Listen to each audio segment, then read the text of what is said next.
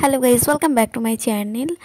তো আজকে আমরা যাব মেলা। তো পুটু এখানে রেডি হয়ে গেছে আর আমিও রেডি হয়ে গেছি, আর বাবার সঙ্গে যাব। একটু রাত্রি হয়ে গেছে কারণ পুটু গেছিলো বাড়ি থেকে এসেছে আমার কাছে, তো সেই জন্য একটু রাত্রি হয়ে গেল। আমি ভেবেছিলাম বিকেলে বেরোবো, বাট পুটু তো রাত্রি করে এসেছে, তাই ঠিক করলাম যে বাবার সঙ্গে যাব। একা একা তো রাত্রিবেলা বেরোতে পারি না, তাই বাবা আমি পুটু একসঙ্গে বাইকে করে চেপে চললাম আমরা মেলা দেখতে।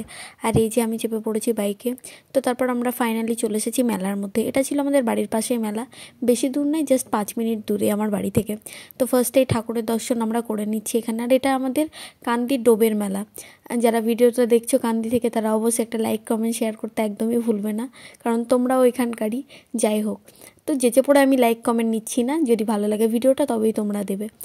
তো তারপর এখানে ঠাকুরের দর্শন করে নিলাম। এখানে মা কালী খুবই জাগ্রত বলে থাকে, কারণ এর পাশেই আছে শ্মশান। তো যাই হোক, এখানে সাধনা টাধনা অনেক কিছু হয়, যাত্রা হয় এখানে মেলার মধ্যে। আর এটা যে জল ঢালা হয়, জল ঢালার পরই শিবের মাথায়, তারপরে মেলাটা ভেঙে যায়, অ্যাকচুয়ালি উঠে যায় মেলাটা। অনেক 15 দিন থাকে মেলাটা। তো এই যে মেলা দেখছি এখন, শিব ঠাকুরের দর্শন করে, সমস্ত ঠাকুরের দর্শন করে এবার মেলার দিকে এগিয়ে যাচ্ছি আমরা। এক একটা দোকান। তো ফার্স্টে আমি চলে গেছি ঠাকুরের দশকর্মার দোকানে, কারণ এখানে আমি খুঁজছিলাম যে পঞ্চমুখের যে একটা হনুমানজি হয়, সেটা আমি দেখছিলাম যে মূর্তি আছে কি না, কারণ ছবি তো আমার কাছে আছে, বাট ওটা খুঁজছিলাম, বাট ওটা আমি পাইনি। তারপর চলে এলাম কানের সেকশনে। আর ঢুকে দেখি এত বড় কানের সেকশন, আর হরেক রকমের কানের।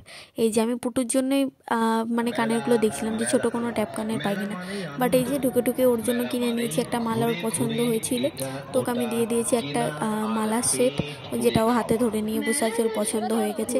আর আমি পুটুকে কিনে দেওয়ার জন্য ওকে মেলায় নিয়ে এসেছি। আমার মেলার শখ তো ছোটোবেলায় কবেই যেন সেটা শেষ হয়ে গেছে। আগে ছোটোবেলায় কান্নাকাটি করতাম, মেলায় আসলে যেটা কিনে না দিত সেটাই কান্নাকাটি করে মাঝ রাস্তা থেকে মুখ ফুলিয়ে গাল ফুলিয়ে চলে যেতাম। মায়ের সঙ্গে কথা বলতাম না, বাবার সঙ্গে কথা বলতাম না। সে এক দিন ছিল। কার কার সাথে এরকম হয়েছে অবশ্যই জানিও, যে মেলার পছন্দের জিনিস মা বাবা কিনে দেয়নি, আর সেটা না কিনতে পাওয়ার জন্য রাগ করে বসে থেকেছি, কিছু খাইও নি, কিছু কিনিও নি, সারাদিন কান্নাকাটি করেছি। হয়তো বা নেক্সট কোনো দিন মেলায় গিয়ে সেটা পেয়েছি, বা হয়তো সেটা পাইনি। আমার সঙ্গে তো এটা অনেকবারই ঘটেছে, আর এটা বারবারই হয়ে থাকে। তো যাই হোক, বড় হয়ে যাওয়ার পরই সেরকম নেশাটা আমার কেটে গেছে প্রায় বলতে গেলে। তো এই যে পুটু ছোটো আছে, তো ওকে নিয়ে এখন মজা করছি। যাই হোক, তো এখন আমরা চলে এসেছি নাগরদোলা সেকশনে। তো এই যে নাগরদোলা দেখতেই পাচ্ছ, ওকে বলছিলাম কোনটায় চাপবি বল, বাট ও বলছে না, ওর ভয় লাগছে। আর আমি তো বাবা এইসবে চাপি না, কি গ্যারেন্টি বাবা, কিছু যদি হয়ে যায়, কোনো বিশ্বাস নেই, একটাই মাত্র জীবন আমার। যাই হোক, তো দেখতেই ভালো লাগে। ছোটোবেলায় তো এগুলো, এই যে গাড়ি টাড়ি, এগুলোতে চড়তাম। বড় হয়ে গেছে আর থোড়েই না চড়তে পারবো, সে আর বয়স নেই।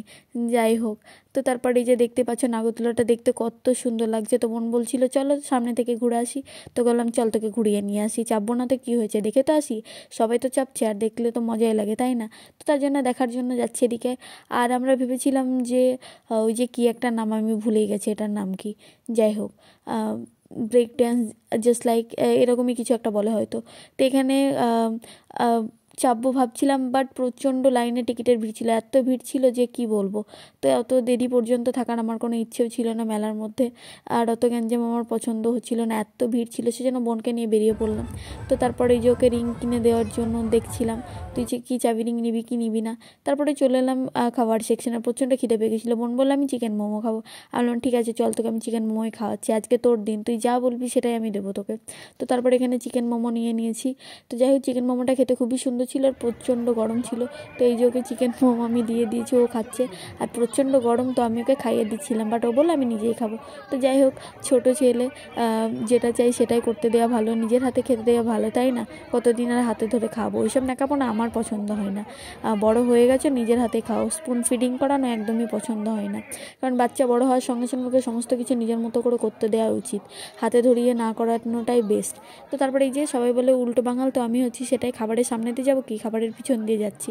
আর এই যে ফুচকা স্টল, তো একদিকে খাবারের স্টল যেমন লেগেছে, একদিকে স্টেশনারি, একদিকে নাগরদোলা, সব আলাদা আলাদা পার্ট হয়ে আছে। আর এখানে দেখতে পাচ্ছি আমি ফুচকাটা খাইনি, কারণ অ্যাসিডিটি হয়ে যায় আমার, আর বোনও খেতে চাইছিল না। তারপরে এই যে ওকে আইসক্রিম কিনে দিয়েছি অনেক খুঁজে, আমি আমুল ছাড়া আইসক্রিম খাই না, ব্র্যান্ড ছাড়া আমি খাই না। তাই মেলার মধ্যে অনেক রকমই অনেক কিছু থাকে, বাট সেগুলো না খাওয়াই উচিত আমার মতে বলে, নন ব্র্যান্ডেড জিনিস। তো ওকে আমুলের আইসক্রিম কিনে দিয়েছিলাম, ও এখানে খাচ্ছে নলেন গুড়ের আইসক্রিম। আর মায়ের জন্য এখানে জিনিসপত্র কিছু কিনে নিয়েছিলাম। তারপর আমরা এখানে চলে যাচ্ছি বাড়ি বাবার সঙ্গে। তো দেখতে পাচ্ছি সব কেনাকাটি শেষ, তারপর আমরা মেলা থেকে বাড়ি ফিরছি। এবার প্রচণ্ড ঠান্ডা, বাইকে হাওয়া লাগছিল, সেই জন্য আমি স্কার্ফটা কানের মধ্যে নিয়ে নিচ্ছি। আর এই যে তারপর চলে এসেছি বাড়ি এসে দেখতে পাচ্ছি মিষ্টির শয়তানি শুরু হয়ে গেছে। ওদের জন্য তো কিছু আনতে পারিনি, বাট আমি মায়ের জন্য এনেছি ওই যে বাদামগুলো হয় মেলায় যেগুলো পাওয়া যায়, আর এটা চানা মতন কী ছিল, মা আমাকে ফোন করে বলেছিল, সেটাই আমি মাকে নিয়ে এসে দিয়েছি। মা নাকি এগুলো খেতে খুব ভালোবাসে, আমি তো জানতাম না, বাট যাই হোক পেয়েছি, নিয়ে এসেছি। তো আজকের ব্লগটা এখানে শেষ করলাম, দেখা